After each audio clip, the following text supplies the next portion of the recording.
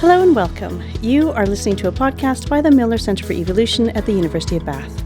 I'm Professor Terry King, your host, and today I'm talking to Ben Garrett, Professor of Evolutionary Biology and Science Engagement at the University of East Anglia.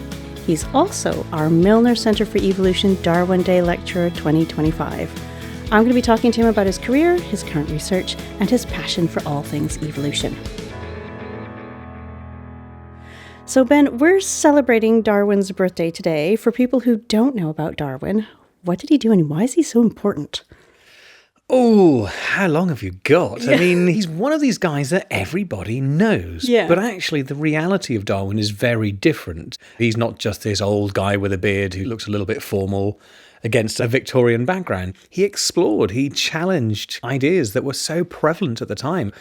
And whereas there are others who really did push the idea of evolution through natural selection at a much faster pace, someone like Wallace, for example, who very famously put his idea in at the same time as Darwin, and the story goes that Darwin's was accepted and he was a very gentlemanly background and very well-to-do, whereas Wallace was some ne'er-do-well young guy sweating fever off in the tropics somewhere, so wasn't really listened to.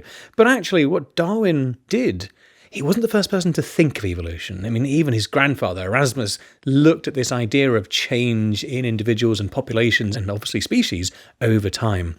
But this concept of theorizing in an academic and testable sense that incrementally we change over time. And those little tiny things, those tweaks, he didn't say mutations. We didn't know anything about genetics, as obviously as you'll know. This was a time where he effectively only had 50% of the jigsaw he was trying to piece together. He realised that incrementally these things are, in some capacity, chosen or selected for or agreeable to the point where subsequent generations have a slightly longer neck and a slightly longer neck. And this idea of passing on something that's beneficial to you as a species then becomes uniform across your species was revolutionary at the time. And it caused real upset between his wife, first of all, and friends. Richard Owen, famously, who had the kudos with developing and setting up the Natural History Museum, was very, very ardently a religious scholar who described so many species within paleontology, defined the very concept of what dinosaurs were, but still absolutely believed in the creator. And when Darwin challenged this, the story goes, they fell out bad time. There was a lot of dissing backwards and forwards between Owen and Darwin. So it's easy for us to look at this and say, yes, we can see evolution all around us, and most of us accept that as a concept or as a scientific theory now.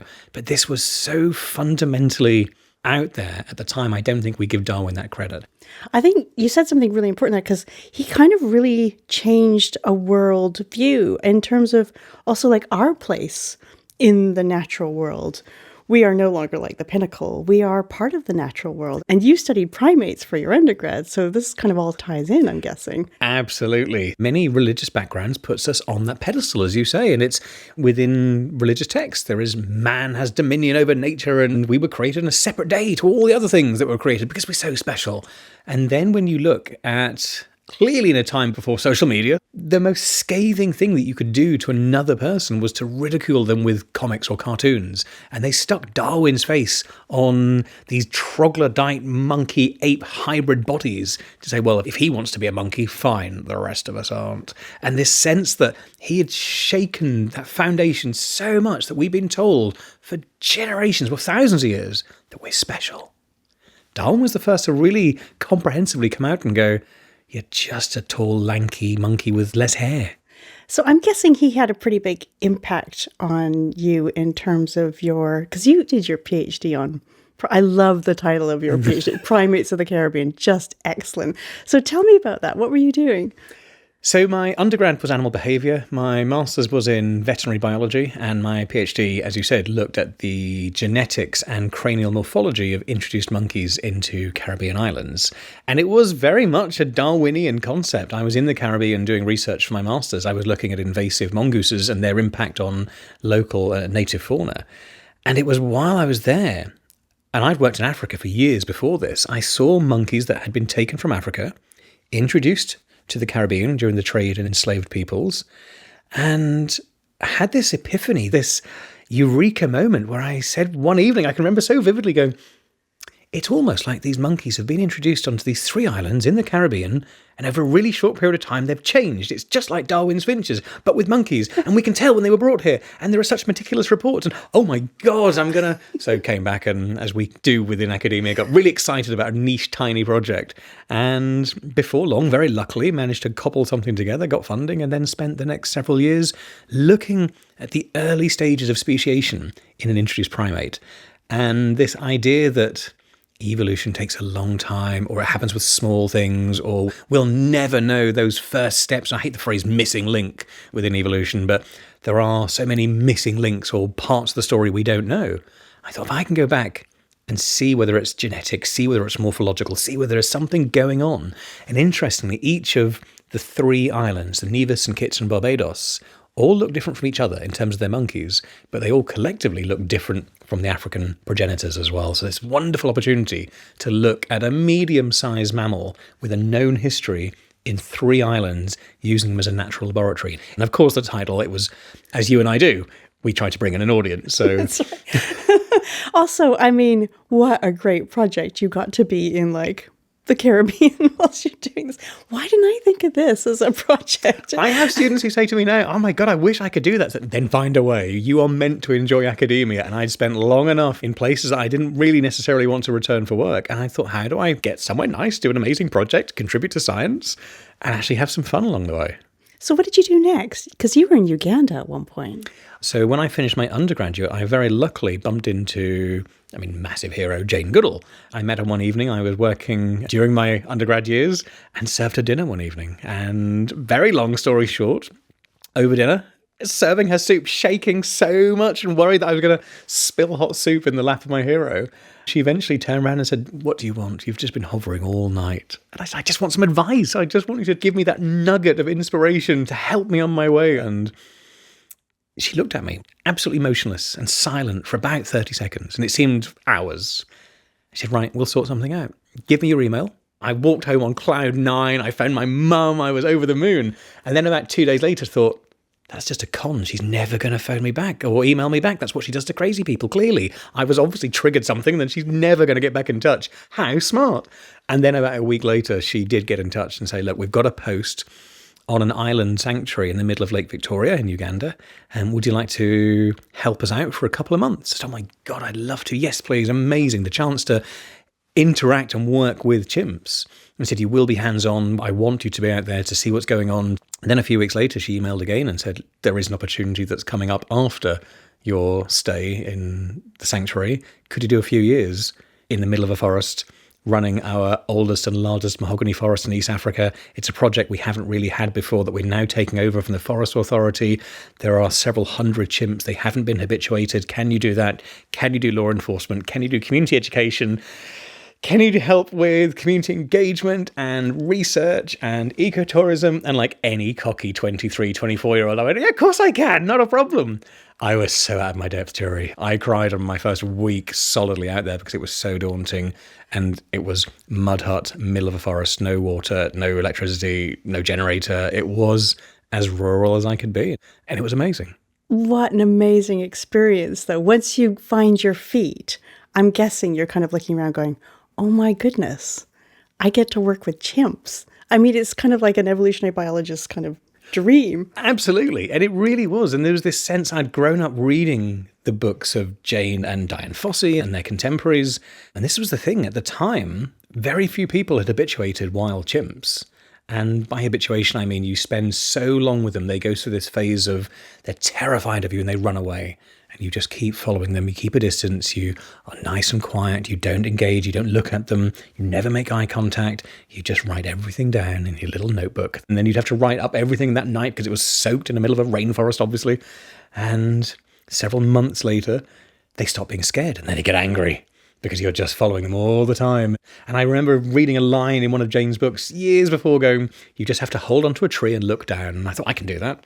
Which sounds easy with you and I sat in this nice office right now, Jerry, but when you've got a bunch of chimps thundering towards you, cupping their hands to make the ground resonate, and they're pilo erect, the hair's on end, and they're screaming, And you hold onto a sapling, you hold onto that sapling tighter than you could possibly imagine. And then you hold onto the guy next to you because you don't want him to run and he doesn't want you to run, so you are absolutely fixed to the spot. And you suddenly think, you didn't really encompass that in your book, Jane. How terrifying that moment can actually be. And you go through months of that, months and months and months of, they're called bluff charges, but they don't really feel very bluff-based to me. They swerve at the last moment. It might be 5, 6, 7 feet away from you, but it feels like a whisker away. And then they realise you're not really worth chasing either. And eventually they just give in and they just accept that you're just this weird, lanky ape that's going to follow them for whatever reason. They might as well not worry about you. They might as well not charge you. You're not food and you're not a threat. And then you can get the research. Then you can get the behavioural data. I mean, it can take between 9 months and a couple of years. And I've got friends and colleagues that have taken a long time and some very short period of time. Ours took about a year. And it was almost overnight. There was one day, one of the chimps was a little bit slower than the rest, turned back, looked along the path, and almost said, come on then. Massively anthropomorphizing what happened there, but that seemed like an acceptance, and that was it for us. But to go through that and to see that and to have that experience where you're the first person to see culture in that community must be what it's like for anthropologists working with different communities around the world. Whether you're working with modern communities looking at childhood development right through to some tribes we still haven't contacted, there's that sense of working with a people, working with a community, working with a cultured, sentient group of beings. Did mine hunt? What culture do they have? Do they nutcrack? And how do they nutcrack? And who led them? I could honestly quite happily talk to you for days about just the things, anecdotally, we saw within our chimps. They adopted monkeys. And we had a blue monkey, for example, that lived completely harmoniously with my chimps. Now, 200k away, that was the chimp's favourite food in a different forest block. Mine sat with my chimps for years, and they would play and they would bite and chase. So seeing that for the very first time, this was a time when you couldn't just do an anecdotal paper, no one cared. I'd need a sample size of hundreds of blue monkeys. So it was just very much me seeing this, and it felt really self-indulgent in so many ways and so privileged, and yet on the cusp of learning something about a new group of people. And they're not human people, but they are still very much people in my mind. It was incredible. Yeah, and that anthropomorphizing, I can completely get that, because even now, if I watch programs about primates, and when I was learning about primates when I was in my undergraduate, you can't help but see how close we are to them in so many ways. And it sounds like what an amazing experience. It was amazing in ways I hadn't anticipated. And very often I'll say to my students, who wants to work with animals, who wants to work in the wild, who wants to do conservation, clearly a lot of hands go up, and you say, who wants to work with people? And far fewer hands go up. And you have to say, look, in biology, it's working with people first, whether it's colleagues in a lab, or whether it's government, or whether it's people hunting the species you're trying to save, or whether it's tourists, or people on TikTok who are exposing the animals you want to save in a way that it just misrepresents them. You predominantly work with people, and the animals, the species, are secondary. And it really taught me a lot about how you have to engage in a way you don't necessarily want to sometimes. And I think even that sort of work really showcased working with different stakeholders in a project where we all wanted different things. I was one of the few people who wanted to save the chimps for the benefit of the chimps.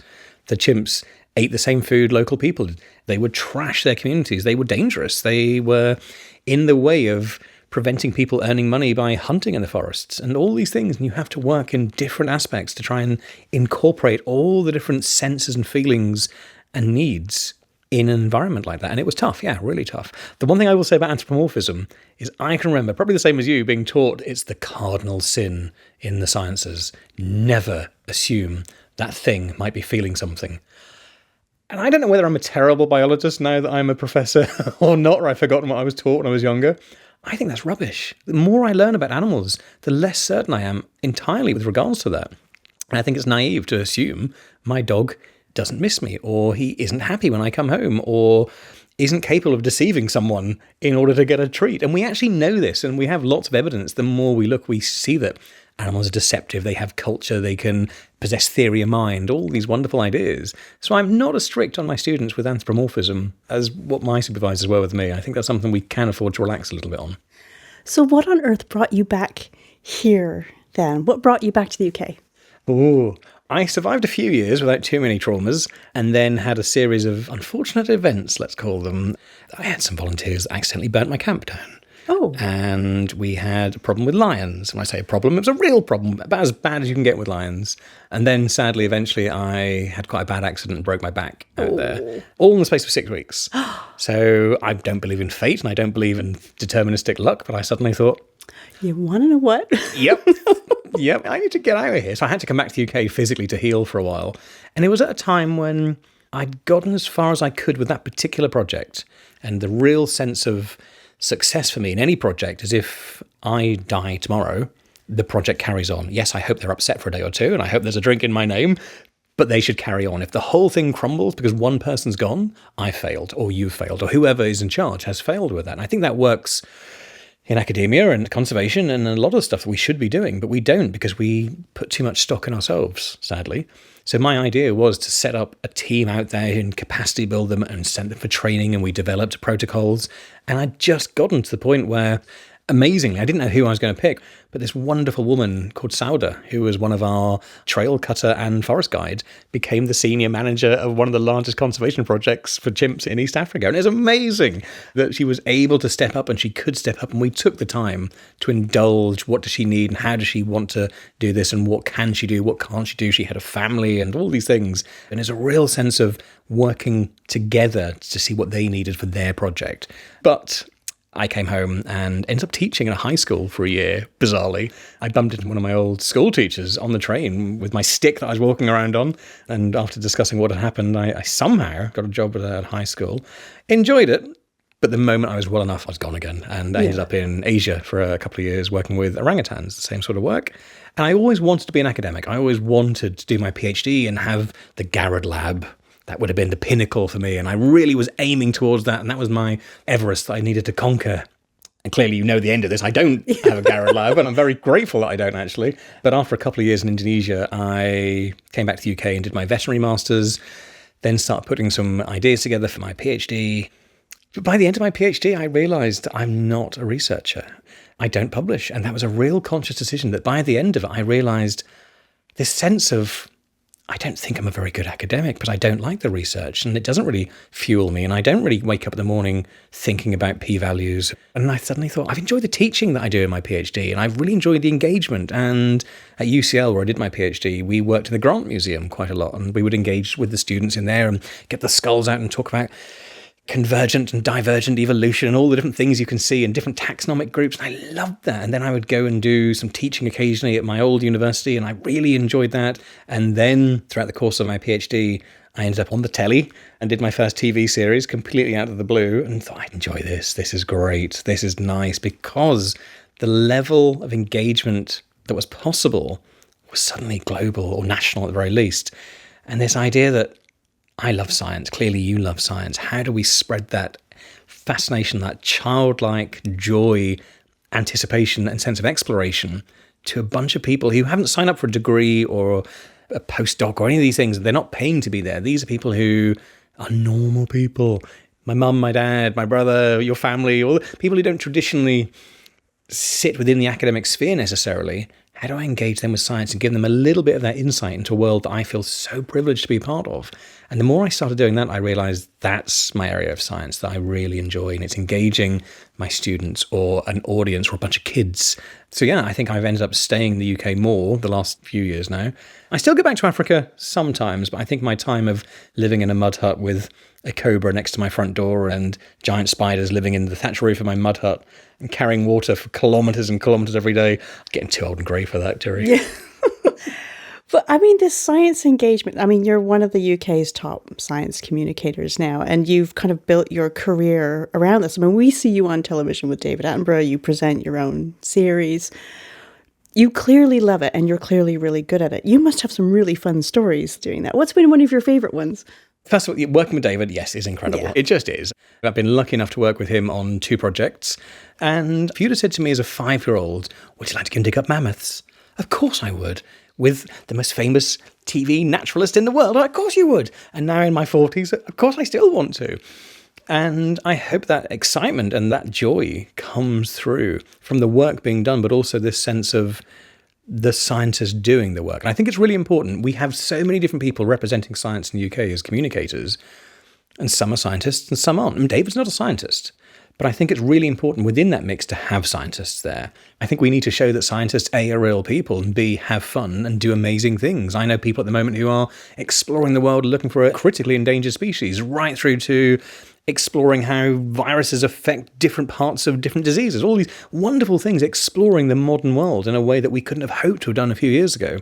I used to do a lot of stuff for the One Show. I don't anymore, which is a sad thing. But I remember one of the things I did once was we worked with a buzzard that had been knocked down, sadly, and we took it to a team that I know really well up in the west near Hereford Way, where they had a bird of prey sanctuary, really lovely conservation-based centre, and we teamed up with one of the world's best bird vets, and he specialises in orthopaedic work.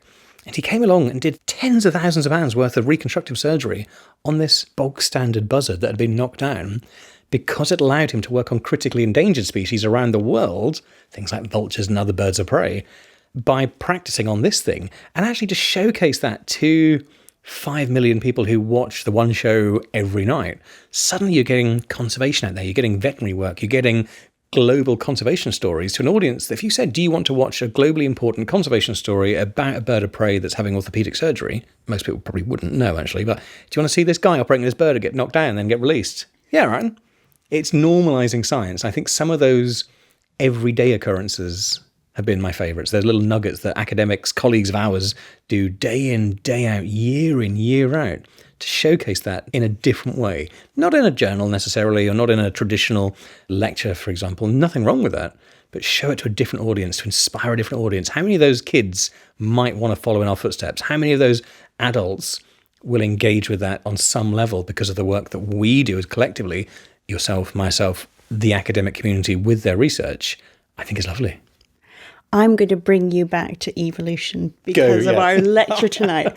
So in your experience, what's people's perception of evolution? So mine seems to be that people think it only happens over really long periods, but we know it's happening like around us now, sometimes very quickly. COVID was one where we could literally kind of watch it evolving. Is this the same perception you have? What's people's perception of evolution? What do you get? I think the ones that really get me are macroevolution. So COVID completely doesn't count because that's different evolution, or the reason I look like my dad and my brother looks like his mum, and that's not evolution, that's just macroevolution. That there are people who separate what evolution is and isn't based on convenience. And yes, I can accept that eye colour and hair colour and so is passed on, but that's not really evolution. So we're already making definitions that don't work and categories that don't work. This sense of it happens over hundreds of thousands of years and you can't possibly see it happening in a lab. Darwin's finches back in the Galapagos. The most recent split is 1982. We've got a whole separate species from 1982 and we can categorically look at that. But the sense that we need hundreds of thousands of years of anything larger than a bacteria or virus isn't true either. The one that gets me though, well, the two that get me, you've really started. I do a whole lecture on this. My poor undergrads have just had this. If any are listening to this, they're probably going, oh God, not again. Shut up. She started? Yeah, why is she starting off on this? We could have told you don't go down that route, Thierry. The two that really get me are this sense of it's directional. So it's trying to improve. It's aiming for something. And I keep saying to them, who's making it aim for something? What is the plan? So you either go down the route where you say someone or something is planning this to an end point. Let's go down that route and see where that ends up. Or you just say it's random mutations that are selected for. But the giraffe that has sex with another giraffe because it has a slightly longer neck isn't going, oh my God, look at the size of his neck. It's not that at all. It's not this, if I do that and we end up having babies, God, they'll have such long necks, won't they? I'm all up for anthropomorphism, but I'm not up for this intelligent design within the animal community themselves. They're not looking at each other and going, if we do this in 1,000 generations' time, we'll be able to reach those leaves. Of course they're not. Evolution is not directional, aiming. It's not linear, any of those things. And we present it all the time, that those awful little diagrams where you have a tadpole that changes into a frog, that changes into some four-legged tetrapod that climbs out of a swamp, then becomes a rat, that becomes a monkey, that becomes a caveman, that becomes a human. The amount of people who think that's actually how it happens, that it goes from A to B to C to D really nicely, like la la la la la. It does not like that in the slightest. You can tell I'm getting annoyed now. And the other one, I guess, is it's all about natural selection, survival of the fittest. That's all it is. Yeah, it's all Darwin. I mean, again, I ask my undergrads, who's come here thinking it's all natural selection, directional, and takes millions of years? And there are always a few hands that inevitably rise. And that's how we teach at school and college. When they start learning about gene flow and recombination, and genetic drift and sexual selection, all these things, it becomes much more nuanced and more complex, but more interesting. So yeah, it's more complex than we ever give it credit for. It's not directional. It happens really rapidly in some situations and really slow in others. I guess my other thing, there's no such thing as a living fossil. And the media loves that phrase. Living fossils being discovered. It's like, it's not a living fossil. It really isn't. If you see an ammonite walking around that's made of stone with legs, great, that's a living fossil. Anything else isn't. Horseshoe crabs are not living fossils. Coelacanths have been evolving and changing for hundreds of millions of years. Evolution doesn't stop. There is no such thing as a living fossil. So you've already been kind of answering this question, but why do you think it's so important to teach and learn about evolution now then, do you think? Fundamentally, I think from a very unique human perspective, it allows us to understand our place in the world. And one of the things is this really accentuated level of theory of mind. So we are potentially the only species out there able to really understand our place within the cosmos. And to be able to do that, to be fully human and to fully appreciate where you stand within your global community, we can understand that we probably came from Neanderthals, who probably came from, go back far enough, and things like Australopithecus, and then keep going back these wonderful things like Sahelanthropus potentially 7 million years ago. I can't imagine having that conversation with a chimp or a gorilla or an octopus, however clever they are. So yeah, there's a whole bunch of reasons we should understand evolution and want to explore it. But there are a lot of practical reasons there as well, whether it's disease resistance, whether it's prioritizing which species to try and save. Fundamentally, we're in a time when we're seeing massive global change. And climate change is real, first of all. Climate change is natural, secondly, but also anthropogenic climate change is accentuating the natural cycle that we're seeing. So we are seeing rapid and disastrous loss of habitats, whole ecosystems, groups of species, whole levels of species being lost here. And it just seems completely incongruous to me that we don't prepare ourselves to try and save some of those and actually understand why that's happening. And if you understand how evolution really worked, I think for a lot of people, what we're now experiencing, going into, seeing around us, will be a lot more bloody scary right now. So much of your work is around science communication, and I know you talk to sort of huge numbers of groups of people, but which is the one that you think it's most important to be talking to? Probably going to lose myself some work here, but I'm sick of talking to politicians, and I'm sick of talking to policymakers. They know what needs to be done, and it's almost the academic version of greenwashing. We don't need to keep telling them, if you stop flying to these massive conferences, then we can save polar bears. I'm just bored of that. We actually need to be focusing more on kids. Yes, it's still important that some people talk to politicians and policymakers, of course. I'm not being so naive to say we stop it completely. But the focus needs to be more on engaging and empowering kids in this sense. We always say this, but the actual quality of stuff going out to kids has traditionally not been amazing. There are some amazing science communicators out there now. You've got Steve Backshall, Maddie Moat, books by Jess French. There are just so many good science communicators aiming at kids, and that's really important. And even when I started writing kids' books, actually, sort of kids' non-fiction books, a lot of people said, oh, I didn't know how you could dumb down science like that. That's not what we do. No. It's making it more accessible. And I think making science more accessible for a generation who are more empowered, they have a voice, they have a sense of community, and they have a sense of what they want to achieve. And I think we should be focusing far more on engaging an audience, a community, a demographic, a vast number of people who are becoming policymakers, who are becoming the future. And I think we need to focus more on the kids. Ben, thank you so much for talking with me. This was a podcast by the Milner Center for Evolution at the University of Bath. I'm Turi King, and thank you for listening. If you have any thoughts or comments on this or any other episodes, please contact us via our social media. For more information about the Milner Center for Evolution, you can visit our website.